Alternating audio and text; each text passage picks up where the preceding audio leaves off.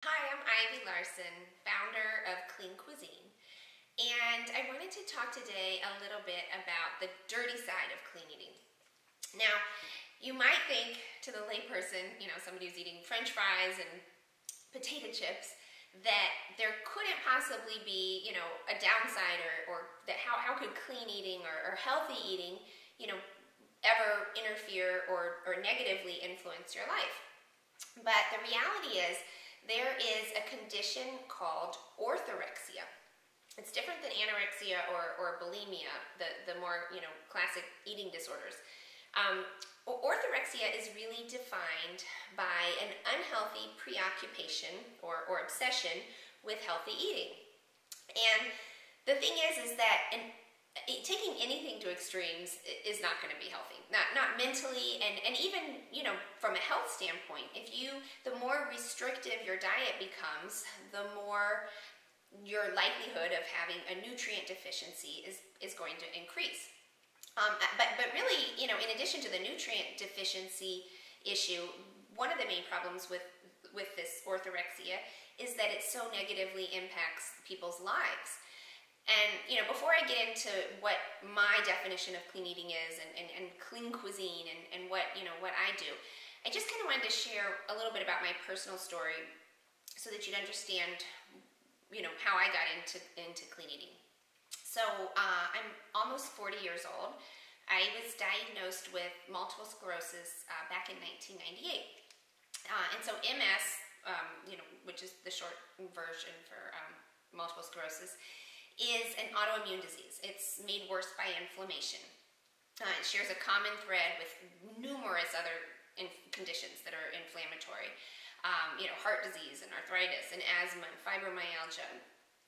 So many diseases are made worse by inflammation. And so I learned very early on, this was back in 1998, before clean eating was even popular. I learned about the connection between eating pro-inflammatory foods and my health. And so I was very motivated. I didn't know anything about nutrition, but I was very motivated to learn about it and to learn how to improve my health.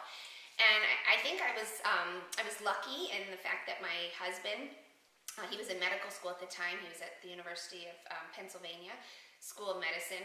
He didn't know anything about nutrition either, but we were both motivated to learn about, how to clean up my diet. And the thing is I think one of the things with orthorexia is there's probably a personality component to it. And I think I probably have that personality type to have taken things to extreme. But I think my husband, we're kind of in many ways the exact opposite of each other.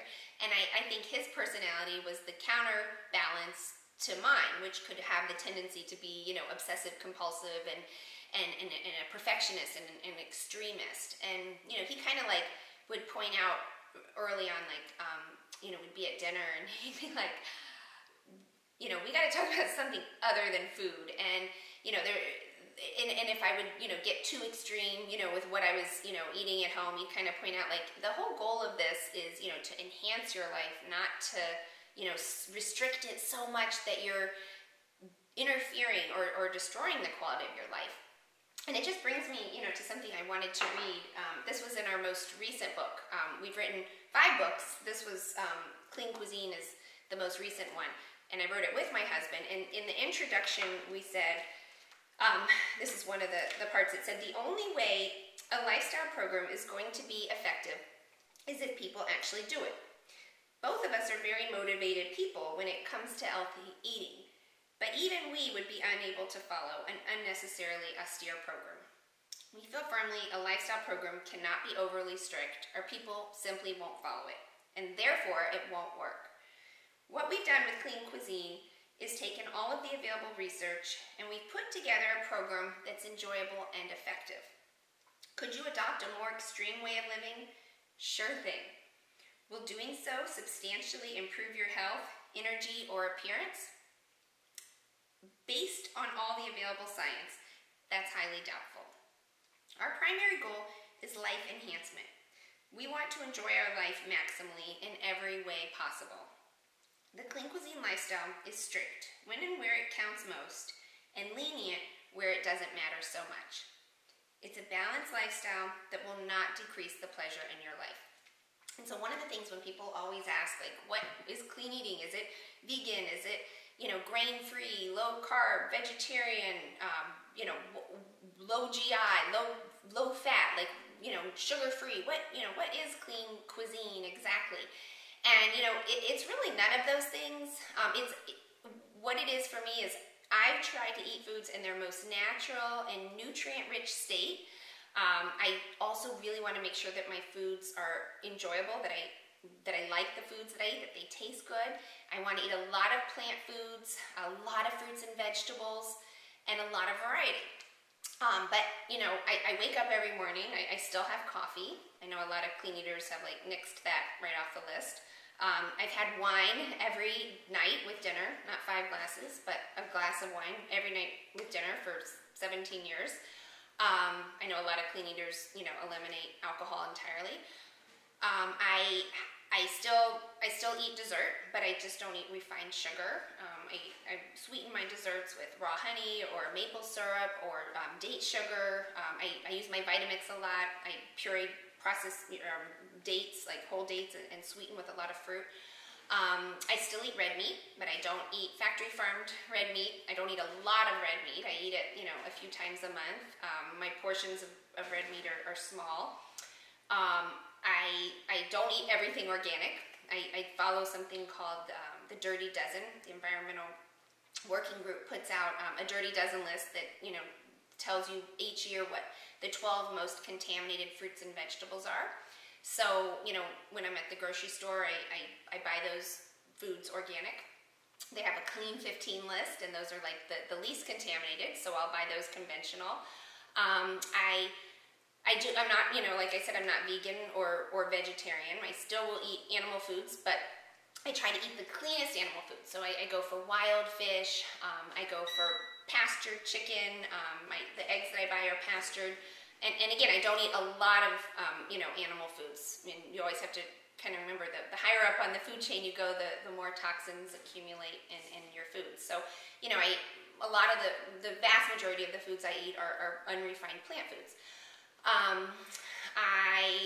Trying to think of the other things that I still eat. I don't eat milk, but I still do eat some cheese, and not because I think cheese is healthy. I know it's not healthy, but I eat a little bit of cheese because cheese tastes good. And again, I think, a little bit is not going to be the end of the world, and you can greatly enhance the flavor of your food, with a little bit. And I try to kind of weigh the benefits, of what I'm doing, and also, with how the food tastes. I still eat soy, but I don't eat processed soy. I don't eat, tofurkey, and I don't eat soy protein isolate. I don't eat those, protein shakes and that sort of thing.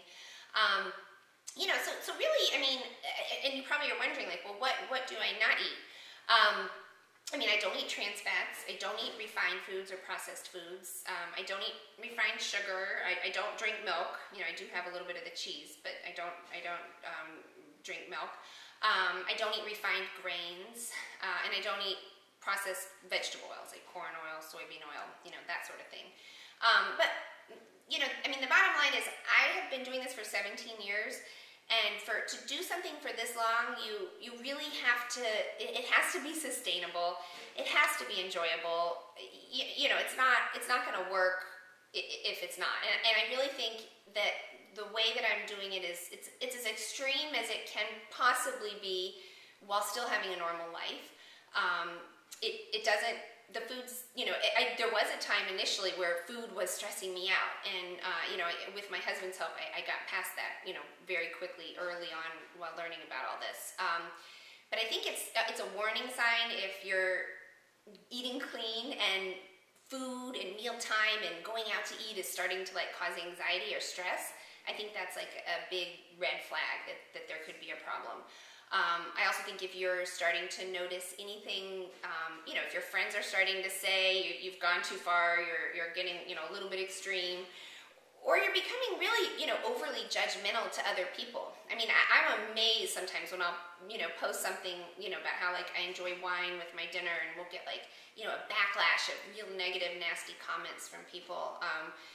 And, you know, I think that there's a lot of people who have become very judgmental about other people with food when it comes to food. And, you know, I feel like that's kind of unfortunate, because food should be something that enhances our life. It should taste good. It should make us feel good. And it should help keep us healthy. And, you know, I think, you know, developing a healthy relationship with food is really important. And, you know, I'd love to hear your comments below. And I'd love to hear other people's take on orthorexia and how it relates to clean eating. And if you have any tips for, you know, to share, I'd love to hear those too. And that's it. Thanks.